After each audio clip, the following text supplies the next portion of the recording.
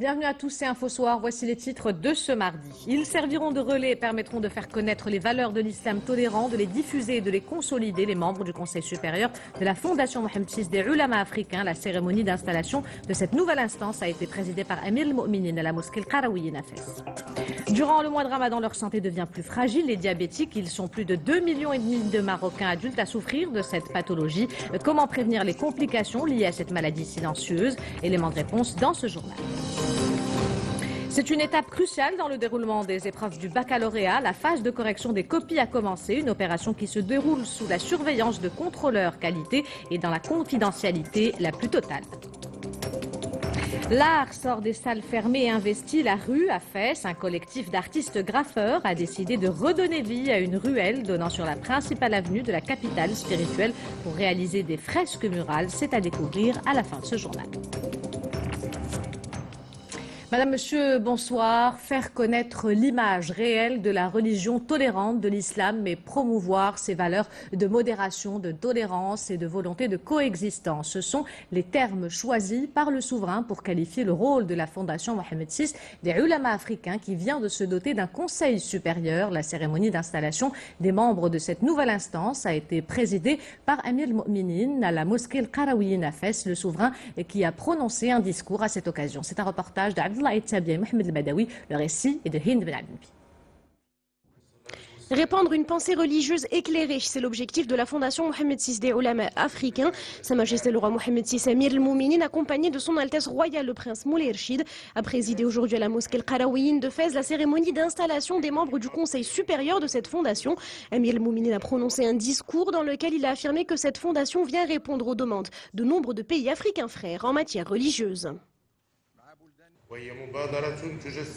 C'est une initiative qui traduit la profondeur des liens spirituels qui unissent depuis toujours les peuples africains subsahariens au roi du Maroc, Amir al-Mu'minin, peuple auquel nous sommes liés par l'unité de la foi et du rite et par la communauté de patrimoine civilisationnel.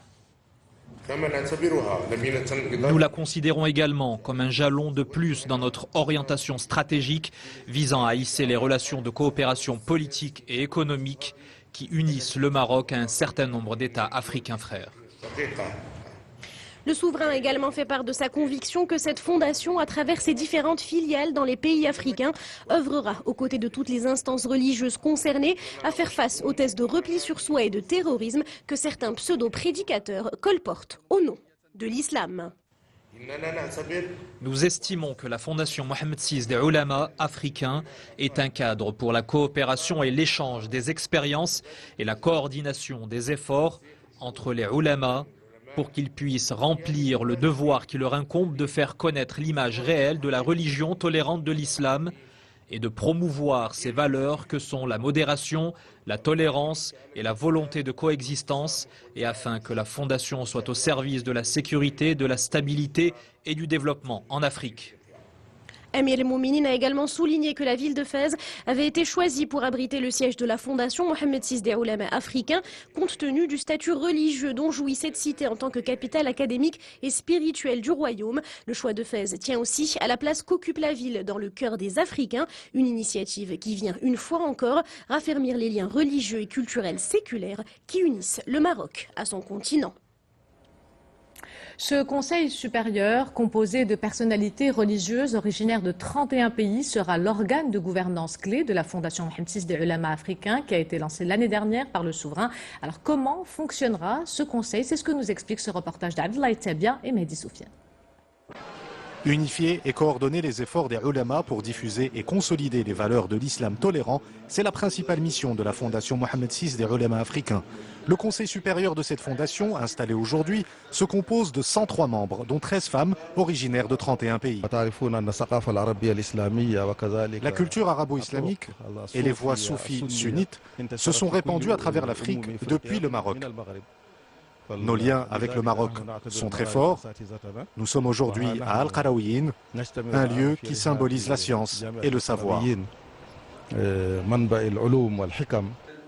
Le Conseil supérieur installé aujourd'hui est chargé de définir les orientations générales de la Fondation, d'élaborer son programme d'action annuel et de mettre en œuvre les moyens lui permettant de réaliser ses objectifs. Toutes les bonnes volontés en charge de la prédication sur la base des constantes nationales ne peuvent que se réjouir de l'apport de cette fondation qui se propose de raffermir les rapports efficients entre les ulémas à l'échelle du continent, la finalité commune étant de faire en sorte que ces peuples préservent leur foi et leur tempérament enclin à la paix, tout en conservant leur culture spécifique, qui ne les a jamais détachés de leur foi en l'unicité de Dieu et de la pratique des bonnes vertus de la religion, telles que clarifiées par la tradition du messager de Dieu, que la prière et la paix soient sur lui. La Fondation devra ainsi préserver le patrimoine culturel islamique africain et promouvoir les valeurs de paix et de tolérance à travers le continent. Les membres de ce conseil seront de véritables ambassadeurs. Ils devront, à travers les différentes filiales de la Fondation dans les autres pays africains, répandre une pensée religieuse éclairée et faire face aux thèses d'extrémisme. Je vous propose d'écouter ces réactions recueillies parmi les représentants des 31 pays membres du conseil. Reportage Mehdi Soufiane et Abdoulaye Tabia. La Médina de Fès, un lieu chargé d'histoire. La ville accueille le siège de la Fondation Mohammed VI des Ulémas africains, créée en juin 2015. Venus de 31 pays, ces ulémas saluent la création de cette fondation et réaffirment le caractère historique des liens unissant le Maroc et les autres États africains. C'est une occasion extraordinaire pour l'islam en Afrique. Et ça permettra aux Africains de se connaître dans un premier temps. Et les Africains du Sud-Sahara doivent aussi connaître ceux du Maghreb et échanger les expériences sur les problèmes de l'heure. La création de cette fondation intervient au bon moment, car le continent fait face à la montée du terrorisme, de l'extrémisme et de la mauvaise compréhension de l'islam. Cette initiative permettra aux ulémas marocains et africains de combattre l'extrémisme.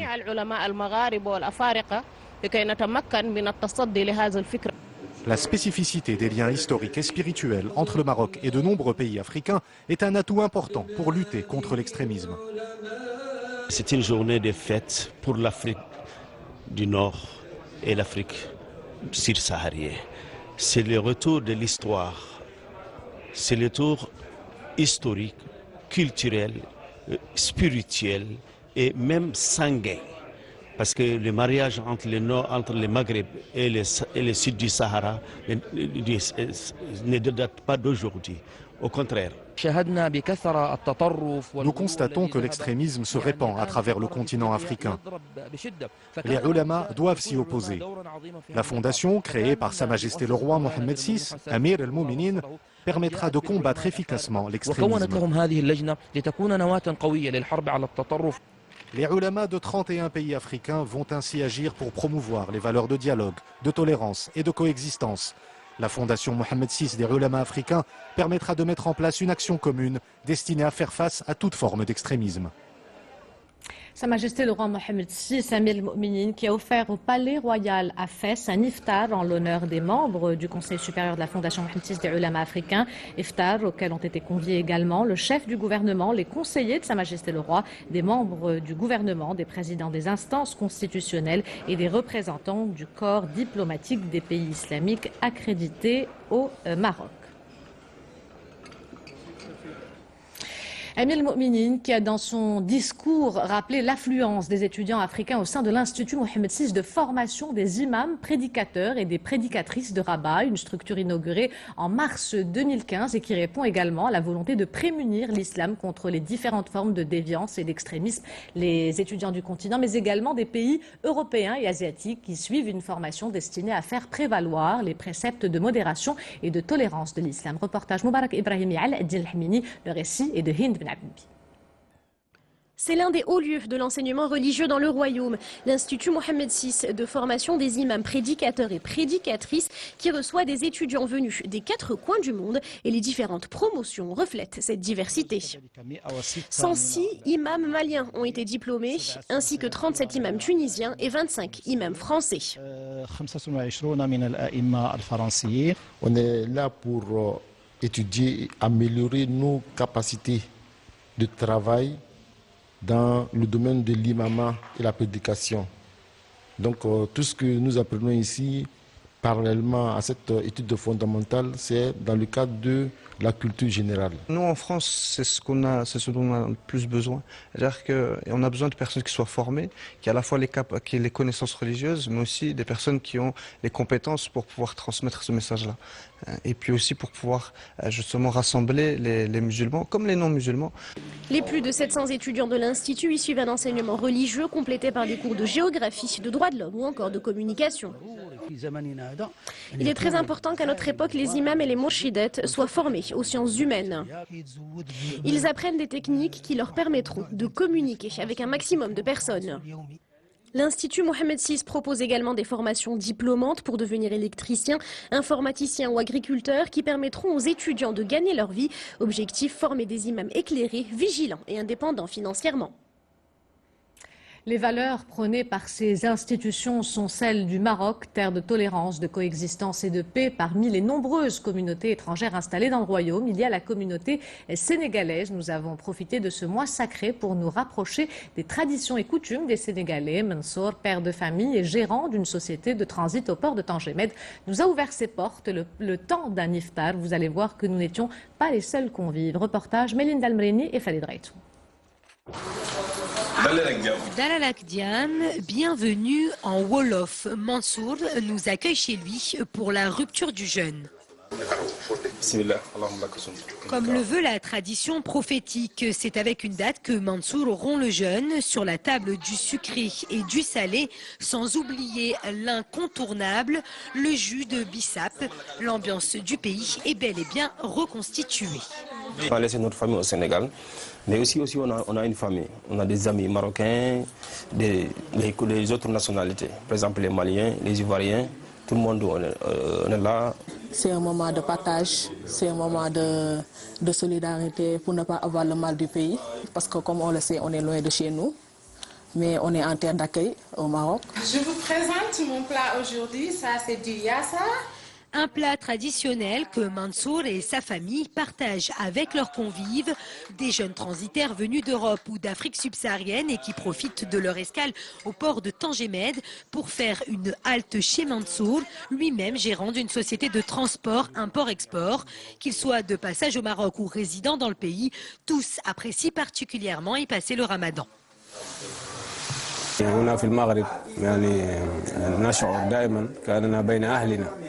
لأن المغرب بلد الشرف وبلد والبلد المعاونة ودائما يعتبرونها كالوطن الثاني. Jusqu'à l'aube, Mansour et ses invités entonneront des chansons religieuses en Wolof, mais aussi en langue arabe.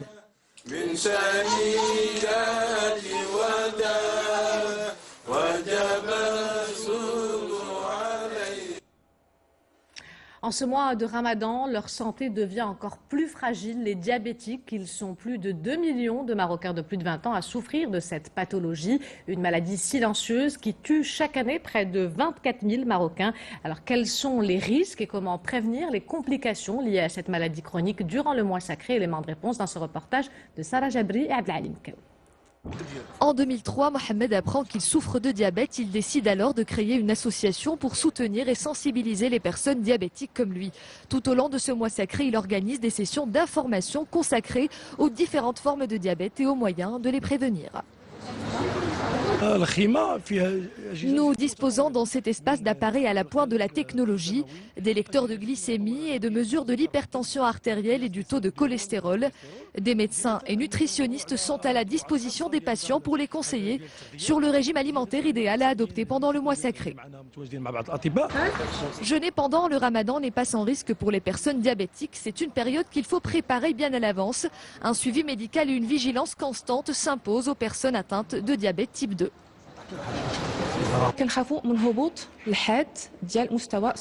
En cas d'hypoglycémie, les personnes diabétiques peuvent être emparées d'une grande fatigue, de vertiges persistants. Si le taux de sucre dans le sang n'est pas régularisé dans l'immédiat, le patient risque de tomber dans le coma.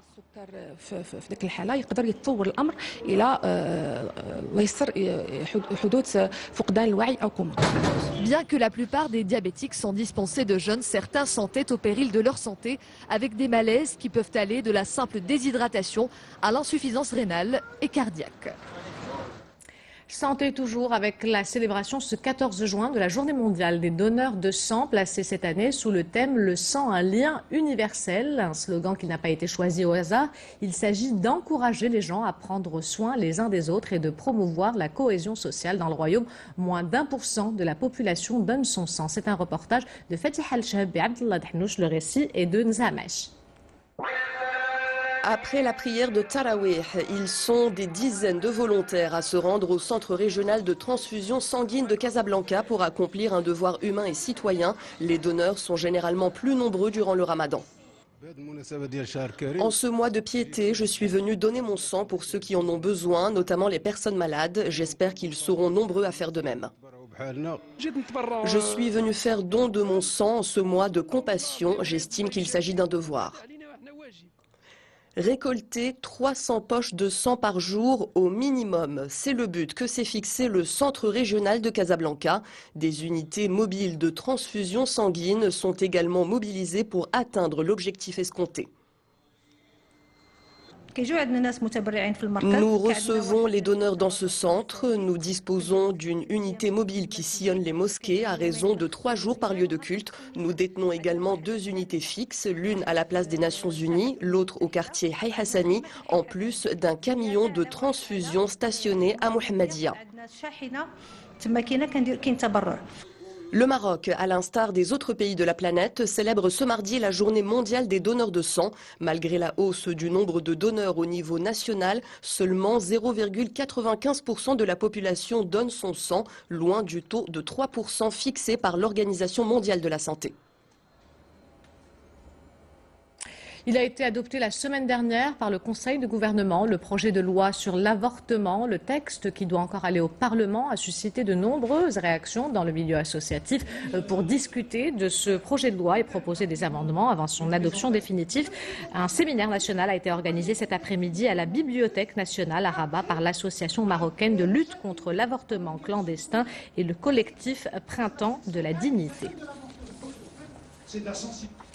Le chef du gouvernement qui était aujourd'hui devant la première chambre du Parlement pour la traditionnelle session mensuelle des questions orales en réponse à une question sur le dialogue social. Abdellah Ben Keren a assuré aux représentants que la réforme des retraites serait adoptée. Le chef de l'exécutif a affirmé que le gouvernement a adopté une approche volontariste et a proposé des solutions qui tiennent compte de la situation économique et financière du pays et qui sont orientées vers l'amélioration des conditions de vie et des couches sociales les plus fragiles.